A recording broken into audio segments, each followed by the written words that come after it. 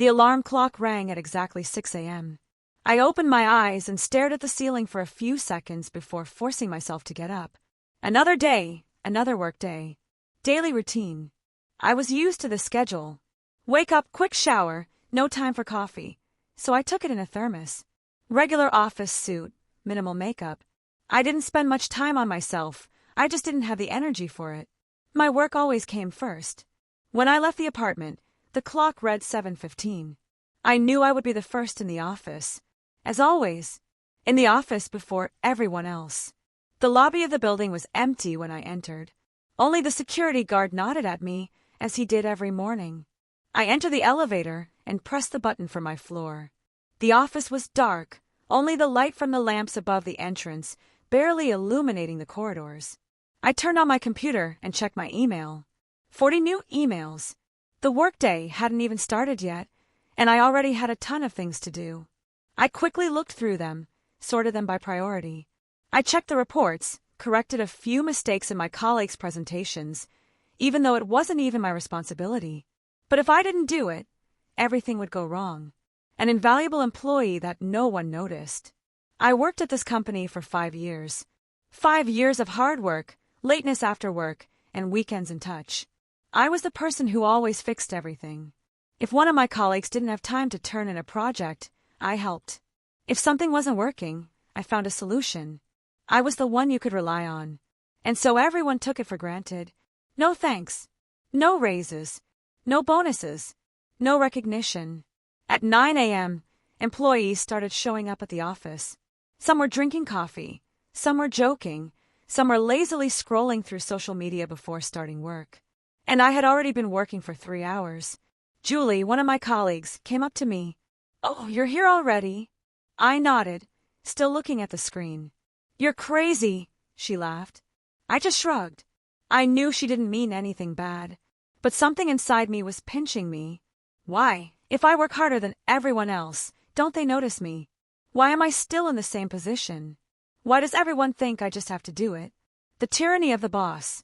At 10 a.m., Nicholas Reed appeared in the office. Our CEO. Tall, confident, always impeccably dressed. A man everyone feared. His leadership style was simple. If something is good, he keeps quiet. If something is bad, he will do everything to destroy the culprit. He walked past my desk without even looking at me. He didn't even say, "Good morning." As always. But when it comes to finding someone to blame for all your problems on, he will definitely think of me. The fatigue I could no longer ignore. By lunchtime, I was barely able to hold on. I quickly ate a salad, returned to my desk, and continued working. I tried not to think about why I was doing all this. Why was I sacrificing myself for a company that didn't even see my efforts? But this day was going to change everything. This day was going to make me realize how wrong I was. Because this day Nicholas Reed would humiliate me in front of everyone. And that would be the last straw. 10:30 a.m. The office was filled with the voices of employees, the ringing of bells, the clatter of keyboards. The usual work atmosphere was in the air. Hustle and bustle, reports, deadlines. I continued to work, checking the numbers in the financial report. Everything had to be perfect. I had already noticed a few mistakes made by my colleagues and started to correct them. The usual routine. But this time something would go wrong. A sudden call to the conference room. The phone call made me jump. I picked up the phone. It was Nicholas' assistant. "Emma, the CEO wants to see you in the conference room." My heart sank. I quickly checked my email. No messages about scheduled meetings. Something was wrong. I took a deep breath and stood up. When I entered the conference room, all the key employees of the company were already sitting there. My stomach clenched into a lump. Nicholas stood by the screen, his arms folded. His gaze was cold and sharp. I didn't know what was going to happen next. But I already felt danger. A blow without warning. "Sit down," he said, without even looking at me. I sat down silently. Nicholas pressed the remote control, and a graph appeared on the screen. "Financial report. My financial report. Who prepared this report?" His voice was dangerous. I felt my insides tighten again. "This is my report," I answered in a flat tone. He turned to me. "Are you sure?" I nodded. "Yes." Are you sure you did everything right? I started to say something, but he cut me off in a sharp voice. Because this is complete garbage. Silence in the room. It seemed like everyone was holding their breath. I felt my mouth go dry. There are mistakes here. His tone was like a knife. We lost a client because of you. I froze. I worked on this report for a week. I checked it 3 times. I knew there couldn't be any mistakes. But He interrupted me again. Do you know what that means? I gritted my teeth. He was waiting for me to break down. He was enjoying it. Humiliation in front of everyone. He turned to the audience. Look, everyone! He raised his hands as if addressing the audience in a theater. This is how they work in our company. I saw some of my colleagues smiling. Some turned away. No one stood up for me. No one told the truth. To be honest, I don't even know why we keep you in the company, he said, crossing his arms. The words hit me like a punch in the gut. I wanted to say something. I wanted to prove that I was not guilty. But I understood. This makes no sense. He had already made a decision. He had decided to make me the scapegoat. What had he not considered? I was no longer the one who silently suffered. Something inside me had broken. I felt anger boiling inside me. I lifted my head and looked him straight in the eye. My eyes were not filled with fear. He expected humiliation. But I didn't give him that. I just said calmly, I understand, and silently left the conference room. The explosion that would change everything. As the door closed behind me, I realized, I will no longer work for this man. I will no longer allow anyone to devalue me. I will leave, but I will leave them a gift. And very soon they will realize that without me they will collapse. I left the conference room, feeling like the whole world had turned upside down. The office corridor was long, but I walked along it, almost out of breath. I could hear people whispering behind the door. They didn't stand up for me. They just watched me being humiliated and remained silent. My thoughts that were breaking me from the inside. I went to the bathroom and locked myself in the stall. I was breathing heavily. My hands were shaking. My heart was beating so fast it felt like it was about to jump out of my chest. I stared at the wall, but that moment kept replaying in my mind. His voice, his face, full of contempt. His words, I don't even know why we're still keeping you in the company. I felt anger welling up in my chest. Why did it hurt so much? Because I worked, sacrificing everything. I stayed late, worked weekends, fixed other people's mistakes. I believed that if I did more than was expected of me, I would be noticed and appreciated. But instead, I was just thrown out like garbage. Because I was convenient. And as long as I played by their rules, they used me. But one mistake and they destroyed me. Tears. No. Anger. Before, I would have cried. Before, I would have thought it was my fault. That I really wasn't good enough. That I had to work even harder to prove my worth to them. But this time, no. I had no tears. I was angry. Pure, burning, concentrated anger. I knew the truth. I would no longer be a victim. I would no longer let them trample on me. I left the bathroom and went to the mirror. The woman looking back at me was no longer weak. I was different. A plan that would change everything. I returned to my desk. I gathered my things. I put the documents I might need in my bag and sat down at my computer. I knew everything about this company. I knew about the financial fraud they were hiding from investors. I knew about the failed projects they were keeping quiet about. I knew about the lies they were feeding their partners. And now I was going to use it against them. The last night before the storm. That night I couldn't sleep. I sat at my laptop, preparing my final report. The report that would be their end. I filed all the paperwork, gathered all the evidence. And when the clock read 3:27 a.m., I finally closed my laptop. I took a deep breath and went to bed. But I didn't feel afraid. I felt calm. Because tomorrow I'm leaving. But before I leave, I'm going to make sure they regret it. The morning came quietly and calmly. But I already knew that this day would be different. I woke up without the usual feeling of fatigue. Today I did not feel despair. I did not feel pain. Today was the day when I would regain control. A morning that is no longer like the previous ones. I went to the closet, and for the first time in a long time I took a long time to choose what to wear. Usually it was a standard office uniform, inconspicuous colors, restrained style. Today I chose a red dress. The one that I could not wear before because it was too much. I tucked my hair behind my ears, did my makeup a little brighter than usual. And when I looked in the mirror, it was not the same woman who was humiliated yesterday. It was a woman who was fighting back today. Arriving at the office, they won't recognize me. As I entered the building, I felt eyes on me. I was being noticed. People who hadn't even paid attention to me yesterday were now watching me as I walked by. Julie, my colleague, whom I had never seen surprised, whispered, "Wow, you're just..." I just smiled. "Just what?" She shook her head silently. They didn't understand what had changed. But they would soon. Today was my last day here. I walked to my desk, sat down, and opened my laptop. I had 2 tasks ahead of me. Send in my resignation letter. Make this company fail without me. I opened my email, typed in the HR address, and attached my statement. I didn't even write a long explanation. Simply, "I'm quitting. Today is my last day at work." I clicked send. One part of the work was done, but the main thing was ahead. Their greatest fear is the truth that will come out. I opened another letter. This time, the addressee was the investors. I collected all the documents about financial fraud, hidden losses, failed projects. I knew everything they were hiding. And now those who gave them money will know it too. I reread the letter again. And clicked send. Time to go to the boss.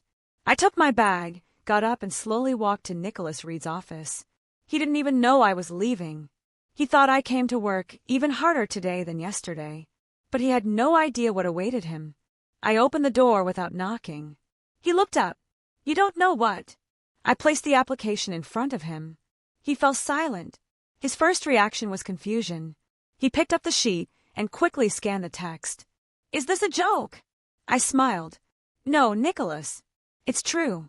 He leaned back in his chair, looking at me as if he were seeing me for the first time. "Do you seriously want to leave?" "I'm leaving now."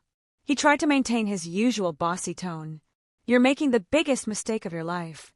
I leaned closer. "No, Nicholas. The biggest mistake of my life was working for you." His eyes narrowed. He wasn't ready for this. The final blow. I walked to the door, stopped, and turned to him. "Oh, by the way, what else?" He already looked annoyed. I smiled. "I think you'll get a call from investors soon." "Investors? Why?" I winked. "You'll find out soon." He turned pale. I left the office, leaving him completely confused. The final exit is their fear. I walked through the entire office, and everyone was looking at me. They didn't know yet that I had left the company. They didn't know yet that I had left them a gift. But very soon they would understand. I stopped by the elevator. I pressed the button.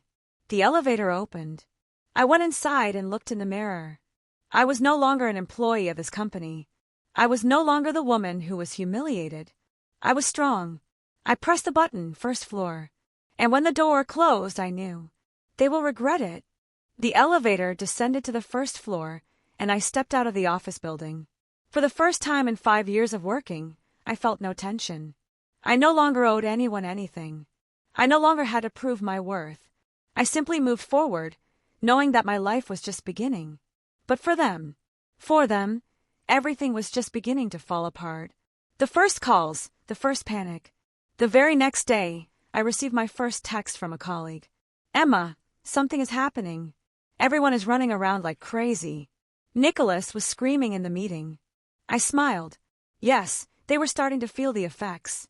Another hour later, another text. "The investors have arrived. They demand an explanation." I took a sip of my coffee, savoring the moment. Now they knew the truth was out, and nothing can be hidden anymore. The beginning of the collapse. A week had passed. I had already been working on my future, not thinking about the past. But suddenly I received an unexpected call. "Emma!" It was Lisa, my former colleague. Her voice was full of panic. "What happened?" I pretended not to know anything. "They can't handle it." I smiled. "What do you mean?" "Clients refuse to work with us. Investors are putting pressure on Nicholas. New employees can't do your job." I feigned surprise. "Really?" She sighed heavily. "I don't know what he'll do." I knew it. He'll beg me to come back. The fall of a tyrant. A few more days later, I got the call I was expecting. A name flashed on the screen that I never thought I would see on my phone again. Nicholas Reed. I stared at the screen, taking my time answering. Did he think I would rush to pick up the phone? Let him wait a little longer. I let the phone ring a few times, and then I pressed accept. Emma! His voice didn't sound like it always did. For the first time, there was no power in it. For the first time, he sounded tired. Nicholas, I smiled. How are you? He was silent for a few seconds. We need to talk. I raised my eyebrows. Speak up. In person. I almost laughed. He wanted to meet. Of course he wanted to. His company was collapsing. His reputation was collapsing. He was no longer in control. And now he was begging me to meet.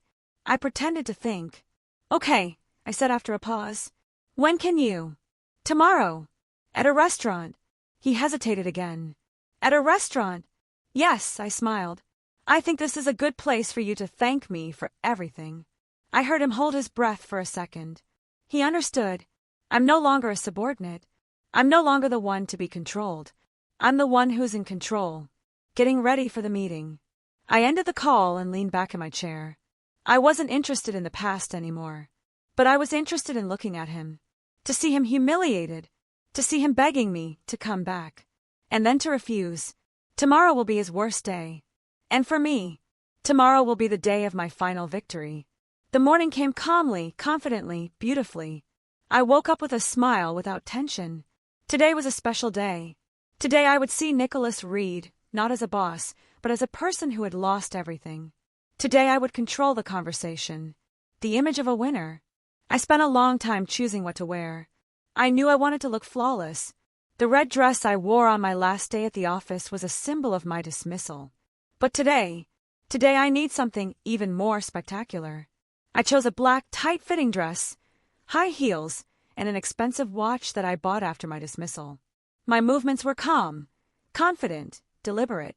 I did perfect makeup, tucked my hair behind my ears, looking at my reflection. This was not a sacrifice. It was the woman who won. Arriving at the restaurant, I was the first. I arrived early, ordered a glass of red wine. I didn't need to be nervous. I needed to enjoy the moment. 5 minutes later the door opened. And he walked in. Nicholas' first reaction. I saw his confusion. His eyes locked on me. I didn't look like he remembered me. I wasn't the depressed co-worker who feared his wrath. I was the woman who had the situation in her own hands. He took a few steps, and I noticed something interesting. His suit no longer fit him perfectly. His eyes were tired, nervous. His posture was hunched. This wasn't the Nicholas Reed who ruled the office with an iron fist. This was a man who had lost. His first words. He came to the table. Emma. His voice was quieter than usual. I took a slow sip of wine and raised an eyebrow. Nicholas. He sat down. I could see how tense he was. He no longer felt like he was in control of the situation. His offer was his weakness. He swallowed, gathering his strength. Listen, he ran a hand over his face. We have problems. I know, I shrugged. His eyes narrowed. You know. I smiled. I'm not stupid. He tapped his fingers nervously on the table.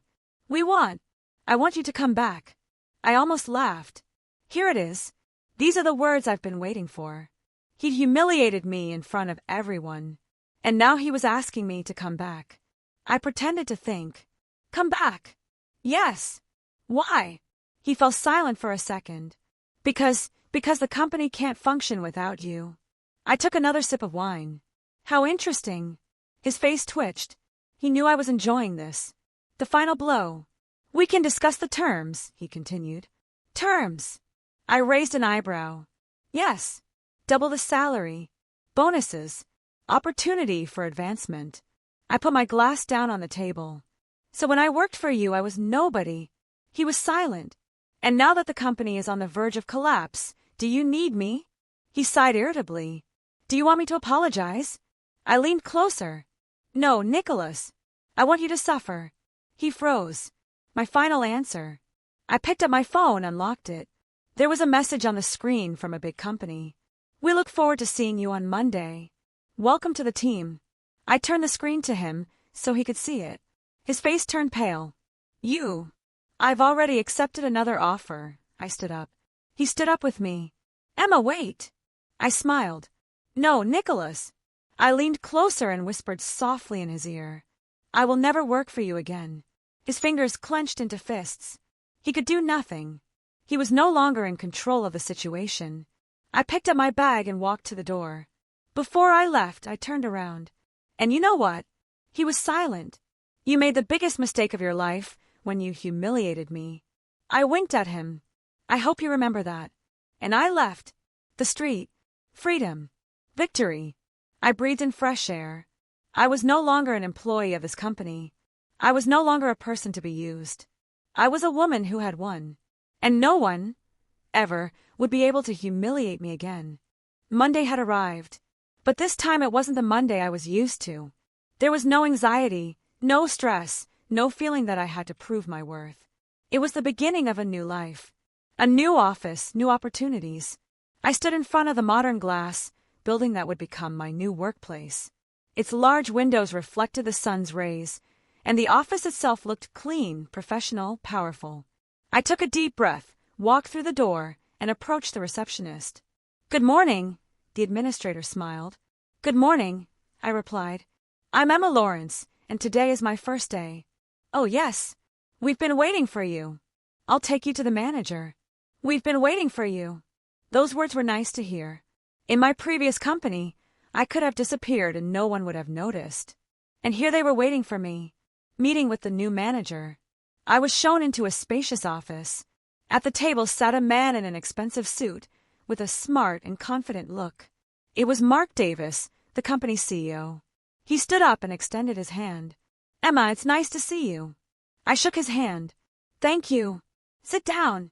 I sat down in a soft chair, and he looked at me intently. Let's get to the point right away. We know you're a true professional. I was inwardly surprised. I was used to being inconspicuous. And here I was immediately made to understand that I was valued. We've been following your career, Mark continued. Your work at your previous company was impressive. I almost laughed. It's interesting that no one at my previous company noticed this. We want you to feel comfortable here, he said. Do you need time to adjust? I raised my chin proudly. No, I'm ready to work right now. Mark smiled. That's exactly the kind of spirit we need. An office where everything is different. I was shown to my new workplace. A bright, spacious office with a panoramic view of the city. I was given an assistant who helped me understand all the company systems. My colleagues treated me with respect. I was no longer invisible. I was valuable. The first meeting, the first time I was listened to. A few hours later, I was invited to a meeting. I entered the room where the key executives were already sitting. Mark turned to me. Emma, we'd like to hear your thoughts on this project. I froze for a second. No one yelled at me. No one put me down in front of everyone. They just gave me the floor because they wanted to hear my opinion. I opened my laptop, looked at the documents, and started talking. And for the first time in my career, people listened intently to every word I said. The message I didn't even open. When the meeting was over, I returned to my office. I checked my phone and saw a new message. From Nicholas. Emma, if you change your mind, the door is always open for you. I looked at the screen and I didn't even open the message. I didn't need his company anymore. I didn't want to hear his excuses anymore. I just hit delete. The end of my old life. I sat down in my chair and looked out the window. It was the beginning of a new chapter in my life. No humiliation. No fear. No Nicholas Reed. I will never let anyone destroy my confidence again. I will never work for someone who doesn't appreciate me again. And if Nicholas ever writes to me again, he won't even get a response. A month had passed. My life was now radically different. I worked in a company where I was valued, received a high salary, bonuses, worked with professionals. No humiliation. No toxic management. No feeling that I had to prove my worth. I was simply where I was respected. And I thought that my story with Nicholas was over. But I was wrong. A chance meeting is not like before. It was an ordinary Friday. I decided to go to my favorite cafe after work, have a coffee, and enjoy how calmly my day was passing. I ordered a latte, took a magazine, and sat by the window. And then, the door of the cafe opened. I heard a familiar voice. Black coffee, no sugar. I froze. I knew that voice. I looked up and saw him. He was no longer the same man he had been. Nicholas was standing at the bar, and he looked broken. His suit, which had always been impeccable, now looked cheaper, less neat. His hair was no longer perfectly styled. And his eyes, they were tired, without shine. He didn't look like a boss, not like a leader, not like a confident man. He looked like a man who had lost everything. And when he saw me, he froze. His reaction was one of complete defeat. Our eyes met. I saw him hold his breath. He hadn't expected to see me here. And he certainly hadn't expected to see me like this. I looked successful, calm, confident. I wasn't the woman he'd humiliated in the office. I was no longer his subordinate. I was the winner. His attempt to speak. He picked up his coffee and slowly walked over to my desk. Emma. His voice was low, almost hesitant. I raised an eyebrow. Nicholas. He looked down at my cup. Can I sit down? I took a sip of my coffee and said, It's a free country. He sat down. I looked at him calmly. How are you? He asked. I smiled. Great. I could see how those words hurt him. He thought I would be broken, disappointed, hurt. But I was happy. His attempt to justify himself. He nervously ran his hand across the table. I know I made a mistake. I raised an eyebrow. What mistake? He sighed heavily. I shouldn't have treated you like that. I smiled. Really? He hesitated again. You were important to the company. I almost laughed. Oh, now I was important? He clenched his jaw. I savored the moment. Now he sat before me not as a boss, but as a man who had lost his power. I was no longer afraid of him. He was afraid of me. His last hope. He looked at me as if seeking some kind of forgiveness. We could. I leaned forward. We couldn't do anything. He clenched his fists. Do you really think so? I smiled. Nicholas, you humiliated me in front of everyone. You made me feel worthless. He couldn't deny it. He knew it was true. My last words to him. I picked up my bag and stood up. He stood up too. Emma. I looked him straight in the eye. You made your choice. He was silent. And I made mine. I walked to the door before pausing for a second. And you know what? He looked up. I'm grateful to you. He turned pale. What? I smiled. You gave me the greatest gift when you humiliated me. Is this a joke? I shook my head. No. Because that's what made me realize that I was worth more. He didn't say anything. I didn't give him another chance. I left the cafe and didn't even look back. The end of our story. I was no longer tied to the past. I no longer felt pain. I was free. And no one would ever humiliate me again. Because now I was in control of my life. The next day, I was sitting in my office, working on an important project. Sunlight streamed through the large panoramic windows, illuminating a perfectly organized workspace. On the desk was my laptop, a few important documents, and a cup of freshly brewed coffee. I felt calm. I felt confident. I felt truly successful. An office where I was valued. I no longer worked nights without being thanked. I no longer tried to prove my worth to people who didn't notice. I was no longer the person I once was. I was a leader, a professional, someone who was respected. I worked for a company where my ideas were listened to, where managers praised me for my contributions to projects, where I was paid a decent wage for my work. My efforts were noticed and rewarded. I will never let anyone put me down again. Another message, but this time I won't even open it. My phone vibrated. I looked at the screen. Nicholas Reed. I smiled. I didn't care what he had to say. His words no longer mattered to me. His thoughts no longer mattered to me. His apology came too late. I hit the delete button and kept working, not even getting distracted. Conclusion, I won. I got up, walked to the window, and looked down at the bustling city. I had once been a small person in this system. I had once thought that without Nicholas the First was nothing. But now I knew the truth. I was strong. I was independent. I am in control of my life. And no one will ever make me doubt myself again. The last scene is the final victory. I picked up my cup of coffee, took a sip and smiled. It was the perfect ending. I won. And he lost. 3 months had passed. My life was perfect. I had been promoted to a senior position in my company. I was no longer just an employee. I was a leader.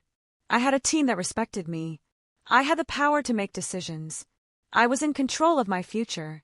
But one event made me realize that my old world hadn't completely collapsed. Because one day, I met Nicholas Reed again. And this time he wasn't the same person he was before. His downfall was that he was no longer the boss. I got a letter from HR. Emma, we're interviewing a new candidate today. Since this is your department, the manager has asked you to be present. I checked the attached resume, and my heart skipped a beat. The candidate's name? Nicholas Reed. I couldn't believe it. He had once been the CEO and now he was applying for a regular management position at the company I worked for. An interview he would never forget. When I entered the interview room, he was already sitting there. His back was tense. He lifted his head and saw me. His face turned pale. He hadn't expected this. He thought he would be talking to an unknown HR manager. But instead, there was me sitting in front of him. I was the one who was now determining his future. His attempt to be confident. I put the documents on the table and looked at him calmly. Good afternoon, Nicholas. He swallowed nervously. Emma. I smiled. Excuse me, did you say something? Do you work here? Moreover, I crossed my legs calmly. I'm in a management position here. He fell silent. His humiliation is now in my hands. He looked down at the papers, trying to distract himself.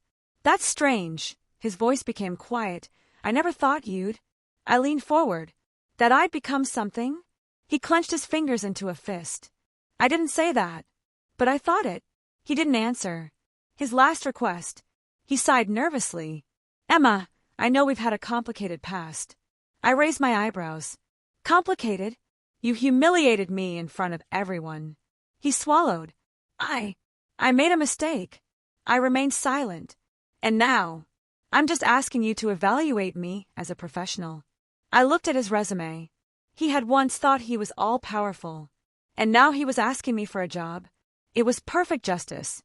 My response was the moment he had been dreading. I slowly placed the documents on the table. Nicholas! He looked at me. I paused, savoring the moment. And then, I smiled. No. His eyes widened. What? I'm sorry, but you're not right for us. He couldn't believe it. But, Emma. I stood up. The interview is over. He jumped up. Wait, you're not even going to consider me as a candidate? I looked him straight in the eye. You didn't give me a chance when I worked for you. He fell silent. And I won't give you a chance now. The final defeat. I turned to the door and reached for the handle. Before I left, I took one last look at him. You've lost everything, Nicholas. His hands balled into fists. And you'll never get a second chance again. He said nothing. He just stood there, devastated, powerless. And I left the room without even looking back. The finale, I'm not looking back again. I returned to my office, sat down in my chair, and took a sip of coffee. Another message from Nicholas appeared on my phone screen. Please talk to me. I didn't even open it. I just hit delete. He was no longer in my life. The last words were the final victory. I took a deep breath and smiled. He had once been in control. And now I was in control of his fate. And I chose a ruthless no for him. The end.